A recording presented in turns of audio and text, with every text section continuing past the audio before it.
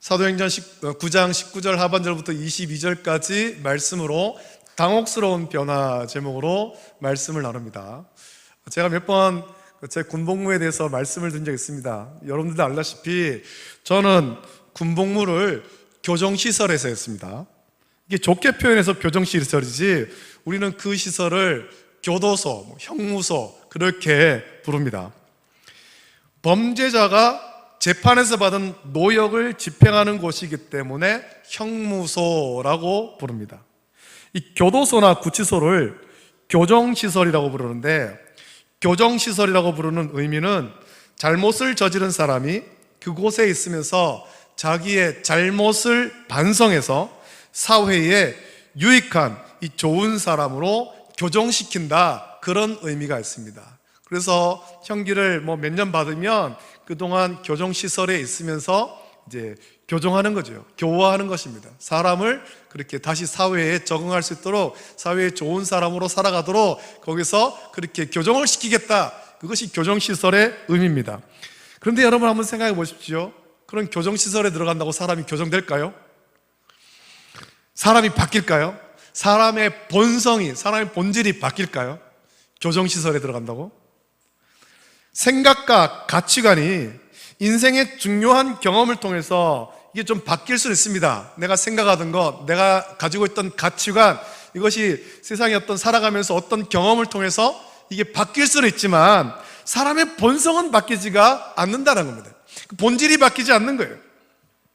고대의 철학자들이 사람의 본성에 관한 연구를 많이 했습니다. 이 본성은 착한데 살면서 악해진다. 태어날 때는 참 선하게 태어나는데 살면서 이 세상에 때가 묻어가지고 세상에 악한 것을 많이 보고 경험하면서 사람이 악해진다라고 말하는 이 성선설을 얘기하기도 하고, 그렇지 않고 본성도 악하다, 태어날 때부터 악하게 태어난다, 그래서 성악설 등이 있습니다. 성경으로 보면, 철학자들은 그렇게 얘기하지만 성경으로 보면 하나님께서 처음 사람을 창조하셨을 때 아담은 하나님의 형상과 하나님의 모양대로 창조되었습니다. 그 말은 하나님의 속성을 받았다는 겁니다. 그러나 뱀의 유혹을 받아서 선악을 알게 하는 나무의 열매를 먹는 불순종의 죄를 지었고, 그 후 남자와 여자를 통해 태어나는 모든 사람은 아담이 지은 불순종의 원죄를 유전받습니다. 따라서 하나님이 창조하신 최초의 사람 아담이 불순종한 후로는 모든 사람이 죄인으로 태어나는 겁니다. 저와 여러분들, 또 저희들의 자녀들, 앞으로 태어날 모든 사람들도 그 아담의 원죄를 유전받습니다. 죄인으로 태어나는 거죠. 우리가 죄인으로 태어났고 죄를 가지고는 하나님 나라에 들어갈 수가 없어서 하나님은 우리를 불쌍히 여기고 긍휼히 여기셔서 독생자 예수 그리스도를 성육신하게 하셨고, 우리가 도저히 해결하지 못하는 허물과 죄를 대신 지고 십자가에 못 박혀 보혈을 흘려 죽으심으로 우리를 구원하신 것입니다. 죄인이었던 우리를 의롭게 하신 것이죠. 이걸 다르게 표현하면 우리는 도저히 우리의 본성을 변화시킬 수가 없다라는 겁니다. 우리의 어떤 노력, 교육이나 교정을 통해서 우리의 본성이 바뀌지 않는 거예요. 아무리 노력해도 우리는 여전히 죄인이고 죄인의 신분을 변화시킬 수가 없다라는 겁니다. 세상에서 어떤 신분으로 어떤 환경에서 그렇게 태어났든 자라났든 그 아담에게 유전받은 죄인의 신분을 바꿀 수가 없는 거예요. 벗을 수가 없습니다. 그런데 이런 우리를 변화시키신 분이 있죠. 예수님께서 하셨습니다. 누구도 사람을 변화시킬 수 없는데, 그 아담에게 유전받은 죄인의 신분, 이걸 누구도 변화시킬 수 없는데 오직 예수님만이 우리를 변화시키셨습니다. 예수님은 십자가에 박혀 보혈을 흘려 대신 죽으심으로 저와 여러분을 변화시킨 거예요. 죄의 종로로 타던 우리를 이제는 의의 자녀로, 하나님의 자녀로 바꿔주신 것입니다. 할렐루야, 할렐루야. 여러분, 옛날부터 우리는 우리의 본성이 변하지 않는 것을 잘 알고 있습니다. 그래서 농담을 섞어서 그렇게 말하죠. 사람이 갑자기 변하면 어떻게 된다고요? 죽는다. 갑자기 변하면 죽는다. 악한 일을 열심히 하던 사람이 갑자기 착한 일을 하기 시작하면 저 이상하다, 죽을 것 같다, 이렇게 말하잖아요. 그만큼 그 말의 의미가 뭡니까? 사람의 본성이 안 바뀐다는 거예요. 안 바뀐다. 아무리 훌륭한 선생에게 교육받아도 우리 안에 있는 본성은 바뀌지가 않습니다. 여러분, 우리의 성품과 우리의 인격은 바꿀 수 있습니다. 예전부터 자기와 또 상대의 성격을 알고 이해하기 위한 성격 유형 검사가 참 많습니다. 대표적인 것이 MBTI라는 성격 유형 검사입니다. 예전에는 제가 대학교 다닐 때만 해도 이 검사를 이제 대학교에 들어가서야 했는데, 요즘에는 이게 아주 흔하게 되었죠. 흔하게 되어서 여러분 가진 스마트폰으로 인터넷을 통해서 얼마든지 할 수가 있습니다. 이거는 이제 사람을 몇 가지 기준을 가지고 나누는데, 외형적이냐 내형적이냐, 또 감각적이냐 직관적이냐, 감정 중심인가 아니면 사고 중심인가, 계획적이냐 즉흥적이냐라는 이 8가지 기준으로 성격을 검사해서 모두 16개의 성격으로 나눕니다. 성격 유형을 나눕니다. 이 검사를 해보면 참 재밌습니다. 나도 몰랐던 나의 성격을 알게 됩니다. 그리고 상대의 성격도 이해하게 됩니다. 아, 저 사람이 저런 성향이 있어서 저렇게 행동했구나. 저런 행동은 저런 성향에서 나타나는 것이구나. 그동안 내가 잘 몰랐었네, 오해했었네, 이렇게 되죠. 서로의 성격을 알게 되면 상대의 행동을 이해하게 되고 마찰을 줄일 수 있습니다. 그래서 여러분, 오늘 집에 가거든 부부끼리 꼭 해보세요. 부부끼리 해보고, 아, 남편이 이런 성향이었기 때문에 이렇게 내 눈밖에 나는 행동을 많이 했었구나. 아내가 이런 성향이 있어가지고 눈꼴시러운 행동을 많이 했네. 그거를 이제 깨닫게 되죠. 그러면 아이고, 눈꼴시러워라, 그렇게 할 것이 아니라, 아, 저런 성향이구나, 이해를 하는 거예요. 이해를 하는 거. 나하고는 다르네, 이해를 하는 거예요. 이해를 하는 거. 원래 이 MBTI 검사는 유료였지만 워낙 많은 사람이 이 검사에 관심을 가져서인지 요즘은 인터넷을 통해서, 스마트폰을 통해서 얼마든지 쉽게 할 수 있습니다. 여러분도 해보면 좋겠습니다. 특히 가족하고 해보십시오. 가족하고 오늘 앉아가지고 예배 마치고 집에 돌아가시거든 가족하고 툭 둘러 앉아가지고 이제 한번 해보십시오. 그동안 이해하지 못해서 다툼이 있었던 가족들을 이해할 수 있게 되는 거예요. MBTI가 서로의 성격을 이해하게 하지만 그 결과로 나타난 성격 유형이 100% 정확하지는 않습니다. 100% 정확하진 않고, 또 그 성격 유형이 평생 고정된 것도 아닙니다. 이유가 뭔지 아십니까? 사람의 성격은 상황과 상대에 따라서 다르게 나타나고 다르게 적응하기 때문입니다. 이게 무슨 말이냐면, 나는 내성적인데 사람들 앞에 나서서 말도 잘 못하고 앞에 잘 나서지 못하는데, 내가 처한 환경이 적극적인 것을 요구하는 환경이라면 그곳에서 살아남기 위해서 이 내성적인 성격이지만 적극적인 성격으로, 외향적인 성격으로 나타나기도 한다라는 겁니다. 그런 경우에 MBTI 검사를 하면 이 사람의 성격은 그 외향적인 성격으로 나타나죠. 보통 E 성격이라고 말합니다. E. I가 내형적이고 E가 외향적이고, 내성적인데 그런 살아남기 위해서 외형적인 성향을 나타나게 되는 거예요. 성격을. 그런 식으로 사람의 성격은 상황과 상대에 따라서 변합니다. 하지만 변하지 않는 것이 있습니다. 본성은 안 바뀝니다. 본성은. 우리가 사도행전의 말씀을 통해서 오늘 바울을 묵상합니다. 이 바울이 되기 전에 사울을 살핍니다. 여러분, 사울은 어떤 사람이었습니까? 사도행전 8장 1절부터 3절 보면 사울을 처음 소개합니다. 사울은 스데반이 돌에 맞아 죽임당함을 마땅히 여겼습니다. 그리고 스데반의 죽음으로 그치지 않고 예루살렘을 돌아다니며 교회를 잔멸하는 일에 앞장섰습니다. 각 집에 들어가서 남녀를 끌어다 옥에 넘기는 일에 앞장선 거예요. 너도 예수 믿는 사람이지, 이리 와, 잡아가지고 옥에 갖다 놓고 이 일을 앞장선 거예요. 지금 여러분, 지난 팔레스타인 무장정파 하마스가 이스라엘을 기습 공격한 후에 이스라엘은 군대를 모아가지고 가자지구를 공격하고 있습니다.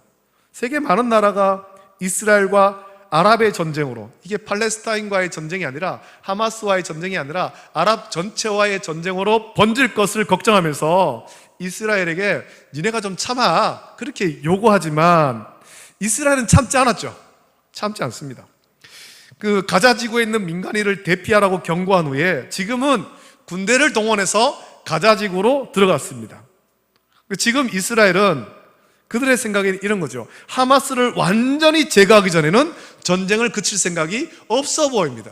그 지하 땅굴에 숨어있는 하마스 다 잡아내서 하마스를 완전히 멸하기 전에는 이 전쟁을 그치지 않겠다. 그래서 땅굴을 막 샅샅이 뒤지고 집집마다 뒤지고 하마스 대원들 잡아내는데 혈안이 되었습니다. 이 교회를 전멸하던 사울이 지금 이스라엘 군인과 같은 마음 아니겠습니까? 이게 좀 적용하기는 좀 그렇습니다만 아마 그런 상황이 그렇다는 겁니다. 마음이 그렇다라는 거죠. 이스라엘 군인이 하마스를 제거하는 것을 당연하게 여기고 그들을 긍휼히 여기지 않는 것처럼 사울도 교회를 잔멸하고 성도를 잡아 옥에 넘기는 것을 당연하게 여겼습니다. 그 인터뷰를 보니까 그렇게 얘기하더라고요. 이스라엘 국방장관이 말하는데 우리는 사람하고 싸우는 게 아니다라는 겁니다. 짐승하고 싸운다. 그렇게 얘기했습니다. 사람으로 여기지 않는 거예요. 긍휼히 여기지 않는 거죠. 스데반 집사님이 순교할 때 스데반 집사님을 바라보고 있는 사울의 마음도 그랬을 겁니다. 사울은 스데반 집사님은 긍휼히 여김 받아야 될 사람이 아니다, 그렇게 생각한 거고, 예수님 믿는 성도들에 대해서도 똑같이 생각한 겁니다.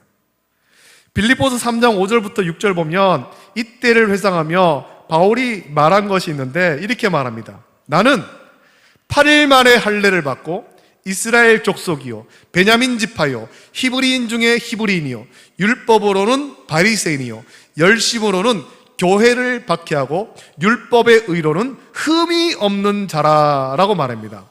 여러분, 이렇게 말한 것은 자기는 이 뼛속까지 철저히 유대인이며 유대인 중에도 통일왕국 첫 번째 왕을 배출한 이 베냐민 지파이고 율법으로 조금도 흠이 없는 철저한 바리새인이라는 겁니다.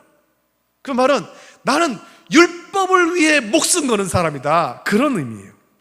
율법을 위해. 이것이 사울의 본성을 정의합니다. 이때 사울은 하나님을 위한 사람이 아니라 율법을 위한 사람이었습니다. 율법을 위한 사람.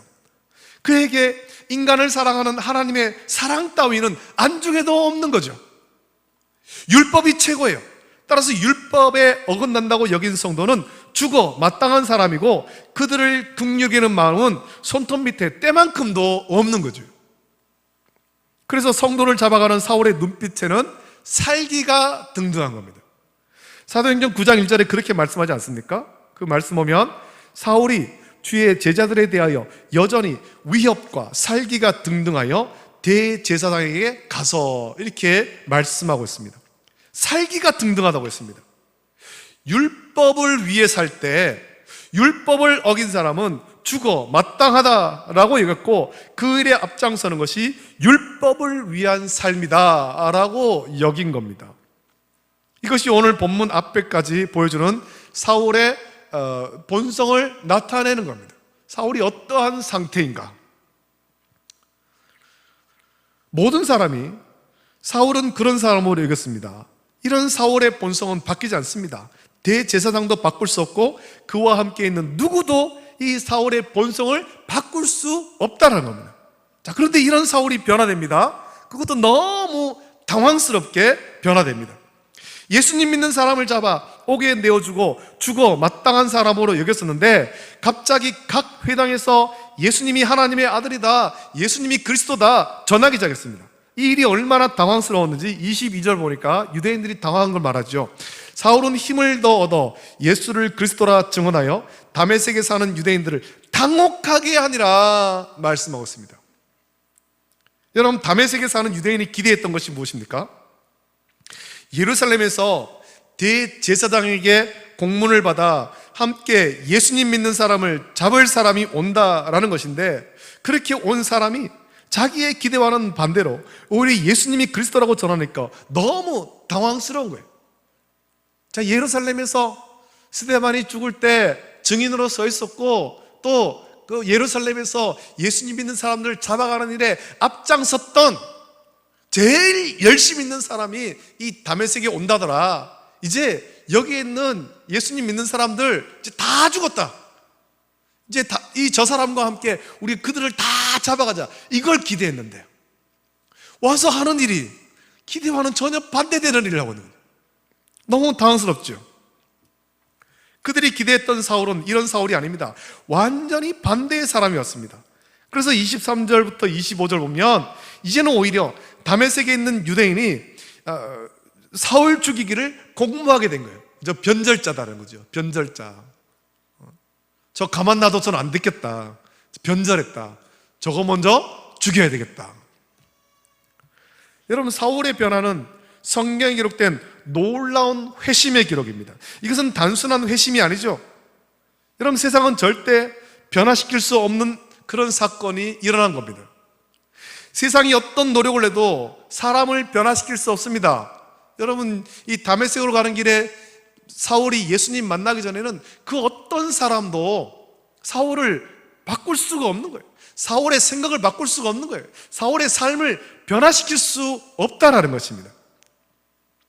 사울의 본성은 바뀔 수 없습니다. 아무리 교육하고 교정시설에 보내어도 사람의 본성은 바뀌지 않습니다. 오래된 영화인데 제가 영화를 좋아하다 보니까 영화 얘기를 좀 많이 합니다. 예전에 히트라는 영화가 있습니다. 미국에서 은행을 터는 무장강도의 영화인데 그 영화를 보면 무장강도의 자동차 운전을 맡은 사람이 있습니다. 영화를 보면 이 사람은 이전에 그 같은 죄로 복역하다가 가석방되었고 그를 지극히 사랑하는 한 여인의 돌봄을 받으면서 이제 다시는 이전의 삶으로 돌아가지 않겠다. 그 여인에게 철저하게 약속합니다. 내가 다시는 그 일 안 하겠다. 당신이 나를 사랑하니 내가 이제는 선한 삶을 살겠다. 내가 온전한 삶을 살겠다. 그렇게 약속합니다. 하지만 이전에 함께 강도질하던 사람이 찾아와서 이번 한 번만 함께 하자. 그렇게 유혹하니까 그 유혹을 뿌리치지 못하고 범행해서 운전을 담당하기로 합니다. 그리고 범행 당일 미리 정보를 알고 대기하던 그를 경찰에 총에 맞아서 이 사람이 죽어버렸어요. 그걸 보면서 느낀 것은 우리의 이 악한 본성이 바뀌지 않는다라는 거죠. 바뀌지 않는다. 아무리 사랑하는 사람이 옆에서 돌봐주고 있어도 사람의 돌봄으로 우리의 악한 본성이 바뀌지 않는다라는 거예요. 자, 그렇다면 아무도 바꿀 수 없는 사울의 본성이 어떻게 바뀌었습니까? 어떻게? 우리는 사울의 변화, 사울의 회심을 너무 잘 압니다. 사도행전 9장 1절부터 18절에 잘 기록되어 있습니다. 사울을 변화시킨 것은 다메섹에 살던 아나니아가 아닙니다. 하나님께서 직가라는 거리로 가서 유다의 집에서 다소 사람 사울이라 하는 사람을 찾아 그에게 안수하여 다시 보게 하라고 아나니아에게 말씀하실 때 아나니아는 이렇게 말하죠. 하나님께 이렇게 말합니다. 주여, 이 사람에 대하여 내가 여러 사람에게 듣사온즉 그가 예루살렘에서 주의 성도에게 적지 않은 해를 끼쳤다 하더니 여기서도 주의 이름 부르는 모든 사람을 결박할 권한을 대제사장들에게 받았나이다 라고 대답합니다. 아나니아의 이 말에는 사울은 무시무시한 사람이다, 그런 의미가 포함되어 있는 거예요. 하나님, 그 사람이 나를 잡으러 왔습니다. 우리를 잡으러 왔습니다. 나와 같이 예수님 믿는 성도를 잡으러 왔습니다. 그 사람이 예루살렘에서 우리 믿는 성도들을 많이 잡아갔습니다. 그런데 어떻게 그 사람한테 갑니까? 무서운데요? 이 의미죠. 이 의미. 이 말에는 사울의 본성이 악하다, 그런 의미가 포함됩니다. 그리고 사람의 본성은 바뀌지 않는다, 그런 의미가 있습니다. 하나님, 왜 그 사람한테 가라 합니까? 그 사람은 안 바뀌는데. 그래서 이 아나니아는 사울 만나기가 두렵다라는 의미죠. 이런 사울을 하나님께서 변화시킵니다. 사도행전 9장 3절부터 7절의 짧은 말씀입니다만 이 말씀은 누구도 변화시킬 수 없는 우리의 본성을 하나님께서 변화시키심을 말씀합니다. 우리 주님은 다른 말씀을 하지 않으셨습니다. 그저 주여, 누구시니까? 라고 이 사울이 물을 때 예수님은 이렇게 말하죠. 나는 내가 박해하는 예수라. 이 말씀만 하십니다. 예수님의 이 한마디가 사울의 본성을 바꾸는 거예요. 너는 스데반의 죽음을 당연한 것으로 여기지 않는 사람으로 바꾸었습니다. 교회를 잔멸하던 사람이 복음을 전하고 교회를 세우는 사람으로 바뀌는 것입니다. 성도를 잡아 옥에 넘기던 사람이 복음을 위해 옥에 갇히기를 당연한 것으로 여기는 사람으로 바뀌었습니다. 위협과 살기가 등등하던 사람이 예수 그리스도의 사랑으로 모든 사람을 사랑하고 용서하는 사람으로 바뀐 것입니다. 할렐루야! 할렐루야! 우리 하나님의 한마디만 하시면 되는 거예요. 오늘 오전에 제가 저는 우리 예배 드리기 전에 유튜브를 통해 가지고 두 교회 예배를 봅니다. 물론 한 교회는 그냥 틀어놓기만 하는데, 서울 사랑의 교회하고 분당 우리 교회하고 두 교회 실시간 온라인 예배를 이렇게 유튜브로 틀어놓고, 주로 분당 우리 교회 예배를 이렇게 제가 듣습니다. 주일학교 예배를 마치고 올라오면은 한참 이찬수 목사님이 설교를 하는 그런 시간이에요. 근데 오늘은 분당 우리 교회가 아니라 사랑의 교회에 자꾸 눈이 가더라고요. 사랑의 교회. 사랑의 교회 오늘 온라인 예배 드리는 가운데, 거기 우리가 10월 20일에 했는 것처럼 전도 축제를 하는데, 이전에 아마 지난해 했던 것 같아요. 전도받아 오신 분이 고백하는 내용들이 하나 있었습니다. 한 여자 성로님이 친구의 집에 아이들과 함께 토요일 날 가서, 친구들도 친하니까, 아이들도 친하니까 그 친구를 자기 집에 초대해가지고 토요일 밤에 같이 놀고 잠을 같이 잤습니다. 주일 아침이 된 거죠. 주일 아침이 되어서 그 친구에게 자기가 교회를 가야 되니까, 오늘 교회 가는데 너도 한번 같이 가볼래? 라고 얘기한 거예요. 다른 말 안 했습니다. 나 오늘 교회 가는 시간인데 같이 가볼래? 그러니까 그 친구가 그래 같이 가겠다라고 선뜻 따라 나신 거죠. 아마 그 친구는 친구가 집 주인이 집을 비우니까 그냥 돌아가겠다 하긴 뭐하고, 그렇게 해서 그리고 교회 같이 따라가겠다 하고 간 것 같아요. 간 것 같아요. 교회를 따라갔습니다. 가니까 예배를 시작한 거죠. 앞에 찬양을 하는데 찬양단이 나와서 찬양합니다. 그 찬양을 하는 중에 이 같이 따라온 친구분의 마음이 터져버린 거예요. 마음이 터져버린 거죠. 찬양을 부르면서 눈물이 주체할 수 없이 흐르는 거죠. 눈물이. 우리 교회도 여러분, 새정년 전도축제 할 때, 찬양 선곡할 때 제가 꽤 고민을 많이 하면서 선곡합니다. 어떤 찬양을 부를까? 어떤 찬양을. 많은 고민을 하면서 찬양 선곡을 합니다. 아마 사랑의 교회에서도 그렇게 선곡을 했던 것 같아요. 그렇게 찬양할 때 그 찬양 가사에 그만 이분의 마음이 터져버린 거죠. 그래서 제가 여러분에게 우리 찬양 부를 때, 우리가 잘 모르는 찬양 부를 때도 있지 않습니까? 제가 막 새로운 찬양입니다 하고 막 그렇게 부르고 하면은, 모르는 찬양인데, 어려운 찬양인데, 곡조도 모르고 가사도 모르고 모르는 거지만, 여러분 모를 때 안 따라 불러도 괜찮아요. 앞에 자막에 나오는 가사를 여러분 한번 읽어보세요. 따라 읽어보세요. 그 찬양시를 쓴 분들이 어떤 마음으로 썼는지가 거기 다 나오거든요. 이분이, 따라오신 분이 그냥 집으로 돌아가기 뭐해서 친구 따라 교회 왔다가 그만 마음이 터져버린 거지. 마음이 터져버린 거. 그 가사에, 찬양 가사에 마음이 터져버려서 그분이 고백하기를 자기가 여태껏 평생 살아오면서 그날처럼 마음이 평안했던 적이 없다라는 겁니다. 눈물은 주체할 수 없이 흐르는데 마음이 너무 평안하다라는 거죠. 너무 평안하더라. 하나님의 위로하심을 느낀 거예요. 위로하심을. 우리 하나님은 많은 말씀을 하지 않습니다. 내가 너를 사랑한다. 이 한 말씀만으로도 다 녹아지는 거예요. 다 녹아지는 것. 여러분, 요즘에 아주 인기 있는 드라마가 있어요. 여러분 아세요? 연인이라는 드라마가 있어요. 연인. 혹시 보십니까? 이게 금요일, 토요일 밤에 하는 거라 가지고 시간이 좀 그래서 잘 안 보는데, 보면서 제가 느낀 게 있습니다. 거기 보면은 주인공이 나옵니다. 이장현이라는 사람이 나옵니다. 보면서 제가 그 드라마를 보면서 오버랩 되는 게 있는 거죠. 이장현에서 예수님이 오버랩 되는 거예요. 이장현이 사랑하는 길채를 위해서 대신 활에 맞아요. 대신 그 청나라 황녀가 속한되어서 조선으로 돌아가는 그 길체를 향해서 활을 쏠 때 이장현이 달려가서 대신 활을 맞고 그 길체를 살립니다. 길체가 조선으로 돌아왔습니다.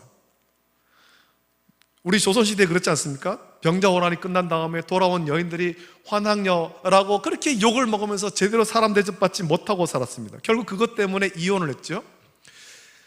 아주 어렵고 힘든 삶을 사는데 조선으로 돌아온 이장현이 그 길체를 만나. 어제 장면이에요. 어제 장면. 오늘 저녁에 집에 돌아가시면 재방송 보실 수 있을 거예요. 어제 장면. 저도 아침에 이제 짧은 짤로 봤습니다. 그 두 사람이 앉아가지고 이제 이혼한 길체가 돌아온 이장현을 만나서 자기 집에서 식사를 대접하면서 얘기를 합니다. 자기가 청나라에서 굉장히 많은 그런 모진 일을 당했다, 고난을 당했다, 이 얘기를 하려고 하는데 이장현이 그 길체를 내가 다 이해한다, 내가 그 길체를 위로해 주는 거예요. 그게 우리 예수님 아니겠어요? 예수님. 그 한마디에 녹아지는 거죠. 그 한마디에. 다른 사람은 환학녀라고 길체를 그렇게 욕하는데, 심지어 그의 아버지도 그를 목졸라 죽이려고 하는데, 이장현은 그를 사랑해서 안아주고 위로해 주는 거예요. 비난하지 않죠. 그래서 저는 예수님이 오버랩되는 거죠. 사울을 변화시킨 것도 그것 아니겠습니까? 주여 누구십니까? 나는 네가 핍박하는 예수다. 이 한마디에 사울의 본성을 바뀌었습니다. 더는 스데반과 같이 예수님 믿는 성도의 죽음을 당연한 것으로 여기지 않는 사람으로 바뀌고, 교회를 잔멸하는 사람이 복음을 전하고 로마까지 가면서 교회를 세우는 사람으로 바뀝니다. 성도를 잡아 옥에 넘기던 사람이 복음을 위해 옥에 갇히기를 당연한 것으로 여기는 사람 바뀝니다. 위협과 사기가 등등하던 사람이 예수 그리스도의 사랑으로 모든 사람을 사랑하고 용서하고 채찍에 맞고 옥에 갇히는 사람으로 바뀐 거예요. 여러분, 이 한마디가 사울을 변하여서 바울이 되겠습니다. 뼛속까지 바리새인이던 사울을 복음을 위해서 그 모든 것을 배설물로 여기며 죽기까지 헌신하는 바울로 변화시키는 겁니다. 여러분, 사울을 변화시킨 것은 아나니아도 아니고 그의 율법 선생 가발리엘도 아닙니다. 또 그를 예루살렘에 있는 제자들에게 소개한 바나바도 아닙니다. 온전히 우리 주 예수님께서 사울을 변화시켜 바울 되게 하신 것입니다. 할렐루야, 할렐루야. 지금도 우리 주님은 사람을 변화시킵니다.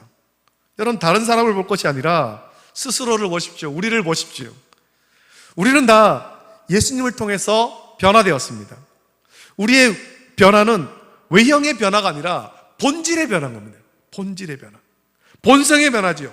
예수님을 통해서 깨져버리고 잃었던 예수님 믿기 전에 죄로 인해서 다 깨져버리고 잃었던 하나님의 형상과 모양을 예수님을 통해서 회복하는 겁니다.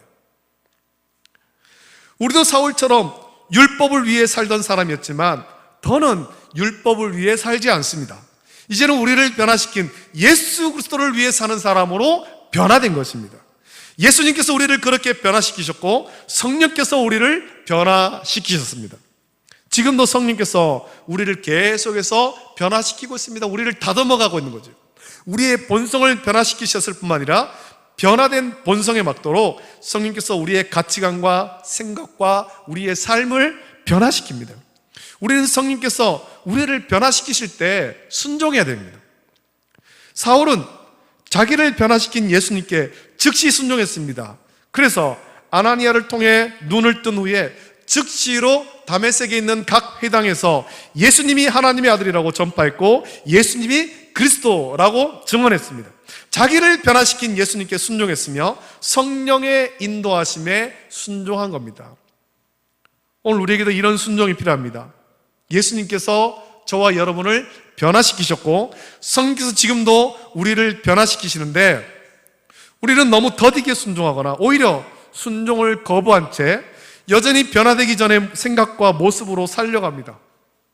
사람이 갑자기 변하면 죽는다 그렇게 말하면서 변화되기를 거부하고 있는 거예요. 우리는 변화돼야 돼요. 세상은 안 변하지만 우리는 변화돼야 되는 겁니다. 여러분, 사람이 갑자기 변하면 죽는 것이 아니라 성령께서 변화시키신데 거부하고 변하지 않으면 그 사람이 죽는 겁니다.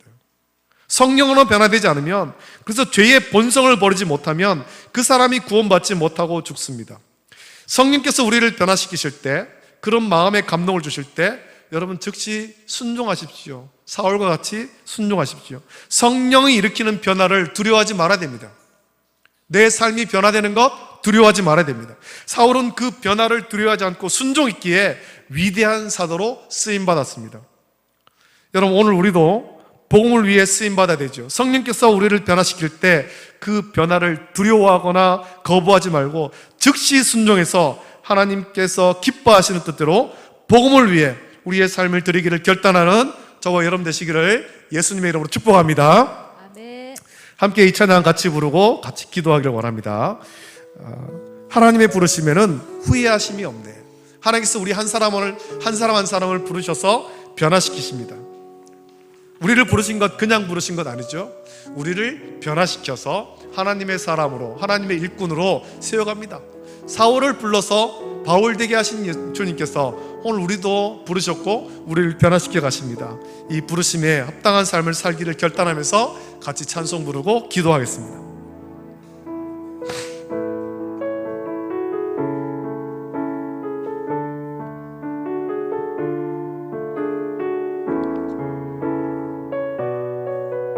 하나님의 부르심에는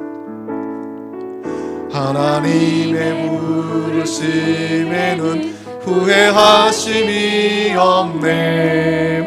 내가 이 자리에 선 것도 주의 부르심이라. 하나님의 부르심에는 결코 실수가 없네. 나를 부르신 하나님의 신실하심을 믿네. 날 부르신 뜻 내 생각보다 크고 날 향한 계획 나의 지혜로 측량 못하나 가장 좋은 길로 가장 완전한 길로 오늘도 날 이끄심 믿네. 작은 나를 부르신 뜻은 작은 나를 부르신 뜻은 나를 알 수 없지만 오직 감사와 순종으로 주의 길을 가리라. 때론 내가 연약해져도 주님 날 도우시니 주의 놀라운 그 계획을 나는 믿으며 살림. 날 부르신 뜻 내 생각보다 크고 날 향한 계획 나의 지혜로 측량 못하나 가장 좋은 길로 가장 완전한 길로 신실하신 주를 찬양. 날 부르신 뜻 날 부르신 뜻 내 생각보다 크고 날 향한 계획 나의 지혜로 측량 못하나 가장 좋은 길로 가장 완전한 길로 신실하신 주를 찬양해. 이 시간에 함께 기도하겠습니다. 하나님께서 우리를 부르셨습니다. 우리가 무슨 선한 것이 있어서 무슨 의로운 것이 있어서 우리를 부르신 것 아니라 우린 아무 의도 없고 아무 공로도 없지만 오직 하나님의 은혜로 우리를 부르셔서 자녀 삼아주셨습니다. 예수님께서 우리의 모든 허물과 죄를 대신 지시고 십자가에 박혀 보혈을 흘려 죽으심으로 우리를 죄의 종로로 타던 신분에서 하나님의 자녀로 바꾸어 주신 거예요. 하나님께서 우리를 변화시키셨습니다. 그렇다면 이 변화에 합당한 삶을 살아야 되겠지요. 바울과 같이 우리도 주님께서 우리를 변화시킬 때, 성령께서 우리를 변화시키시고 우리를 다듬어 가실 때 그 변화에 순종할 수 있도록 은혜 달라고 같이 기도하길 원합니다. 내가 더 주님의 뜻에 합당한 온전한 그리스도인으로 변화시켜 주시옵소서.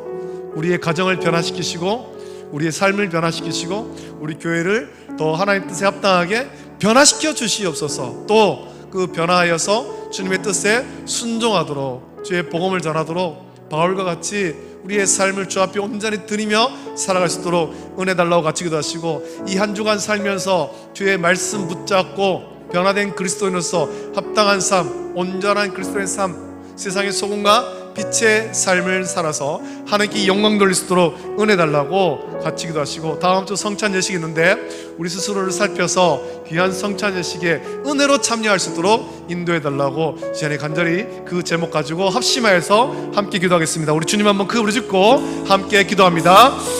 주여, 돌아가신 아버지 하나님, 사랑과 은혜를 감사합니다. 오늘 아버지 하나님, 또 사도행전의 말씀을 통하여 하나님께서 아버지 하나님 사울을 택하여서 아버지 하나님 변화시킨 말씀을 묵상하였습니다. 아버지 하나님, 사울이 이전에는 스데반 집사의 죽임을 아버지 하나님 당한 것으로 여기고 예루살렘에서 교회를 전멸하고 성도들을 잡아서 옥에 가둔 일에 앞장서던 사람이었지만, 아버지 하나님, 하나님께서 사울을 사랑하셔서 택하시고 다메섹으로 가는 길 가운데 그를 만나셨습니다. 아버지 하나님, 밝은 빛 가운데 앞을 보지 못한 채 주여 누구시니까? 라고 묻는 사울에게 나는 네가 핍박하는 예수다, 이 한 말씀을 하셨고, 이 말씀이 사울을 변화시키십니다. 아버지 하나님, 변화된 사울의 모습을 봅니다. 아버지 하나님, 그가 아나니아를 통해서 눈을 뜬 이후에 즉시 나가서 베다에 가서 예수는 그리스도라고, 예수는 하나님의 아들이라고 증거하는 완전히 변화된, 그래서 모든 유대인들을 당혹하게 하는 사람으로 변화되었습니다. 아버지 하나님, 하나님께서 우리를 변화시키셨는데 하나님의 변화하심에 우리가 순종하지 못한 채 여전히 옛 모습으로 살아가려고 하는 모습이 있습니다. 아버지 하나님, 주께서 우리를 변화시킬 때, 성령께서 우리를 다듬어 가시고 변화시킬 때 아버지는 온전히 순종하게 하시고, 또 아버지 하나님, 주의 일을 위해서 쓰임받는 자들 내수록 은혜를 베풀어 주시기를 원합니다. 하나님의 나라와 또 복음을 위해서 온전히 순종하고 헌신하고 주께 영광 돌리는 우리 모든 성도의 수도록 은혜를 베풀어 주시옵소서. 이 한 주간 살면서 아버지 하나님, 성령으로 변화된 삶을 통하여서 우리의 착한 행실을 통하여서 우리 주변 사람들에게 세상의 소금과 빛으로의 삶을 살고, 우리의 착한 행실을 통하여서 하나님께 영광 돌리는 우리 모든 성도의 수도록 은혜를 베풀어 주시고, 말씀 붙잡고 한 주간을 넉넉히 승리하시도록 복내를 주시고 은혜를 덧입혀 주시옵소서. 거룩하신 예수님 이름으로 감사하게 기도드립니다. 아멘. 좋으신 아버지 하나님, 사랑과 은혜를 감사합니다. 오늘 말씀을 통하여 하나님께서 사울을 사랑하시고 사울을 택하여 변화시키시고 이제 위대한 사도로 쓰시려고 준비하시는 말씀을 묵상합니다. 아버지 하나님, 사울만 그렇게 부르시고 사울만 변화시킨 것 아니라 오늘 이 자리에 있는 우리도 하나님께서 부르시고 또 우리를 성령으로 변화시켜 주셨음을 감사함을 드립니다. 아버지 하나님, 죄의 종로로 타던 우리였지만, 허물과죄로 영원히 죽었던 우리지만 우리를 사랑하셔서 독생자 예수 그리스도 우리 가운데 보내시고, 예수님께서 보혈을 흘려 십자가에 박혀 죽으심으로 우리를 죄에서 구원하시고 하나님 자녀 삼아주심을 감사함을 드립니다. 세상이 변화시킬 수 없는, 그 누구도 변화시킬 수 없는 놀라운 변화를 우리에게 주셨습니다. 이 변화에 합당한 삶을 살길 원합니다. 성령께서 우리를 변화시키시고 다듬으시고 인도하실 때 그 인도하심에 순종케 하여 주시옵소서. 사울이 변화되고 즉시 회당에 가서 예수님이 그리스도라고, 예수님이 하나님의 아들이라고 그렇게 증거하면서 그곳에 있는 모든 유대인들을 당혹하게 했던 것처럼 우리 또 하나님의 변화된 삶을 살게 하시고, 아버지 하나님, 변화된 삶이 합당한 증인의 삶, 제자의 삶을 살았도록 은혜를 부어 주시옵소서. 특별히 아버지 하나님, 이 한 주간을 살면서 우리가 성령의 변화시키심에 온전히 순종하고 아버지 하나님, 성령으로 변화되어 세상의 소금과 빛의 삶을 살게 하시고 우리의 착한 행실을 통하여서 믿지 않는 자들에게 하나님을 전하고 하나님께 영광 돌리는 그런 삶을 살 수 있도록 은혜 부어 주시옵소서. 모든 것 감사드리며 거룩하신 예수님의 이름으로 기도드립니다. 아멘. 우리 주님께서 가르친 기도로 예배를 마칩니다. 하늘에 계신 우리 아버지여, 이름이 거룩히 여김을 받으시오며 나라가 임하시오며 뜻이 하늘에서 이루어진 것 같이 땅에서도 이루어지이다. 오늘 우리에게 일용할 양식을 주시옵고 우리가 우리에게 죄 지은 자를 사하여 준 것 같이 우리 죄를 사하여 주시옵고 우리를 시험에 들게 하지 마시옵고 다만 악에서 구하시옵소서. 나라와 권세와 영광이 아버지께 영원히 있사옵나이다. 아멘.